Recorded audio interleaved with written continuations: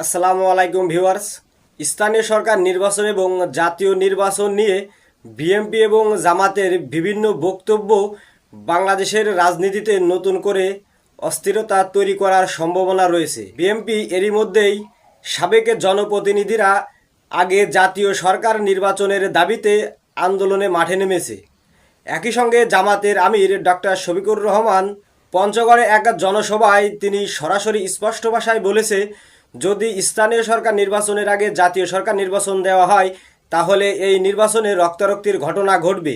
বিএনপির পক্ষ থেকেও ভালোভাবে নেওয়া হচ্ছে না এই স্থানীয় সরকার আগে দেওয়ার বিষয়টি।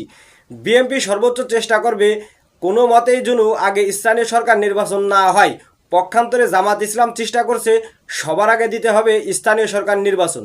আসলে এই স্থানীয় সরকার নির্বাচন এবং জাতীয় নির্বাচন আগে পরে দেওয়ার মাঝে কি এমন রয়েছে যে দুই দলের বিভিন্ন ধরনের কথা বক্তব্য আসতেছে, আমরা সেটাই জানতে চাই। আগে যদি স্থানীয় সরকার নির্বাচন দেওয়া হয় তাহলে কি কি ক্ষতি হবে, আর যদি আগে জাতীয় নির্বাচন দেওয়া হয় তাহলে কি কি লাভ হবে।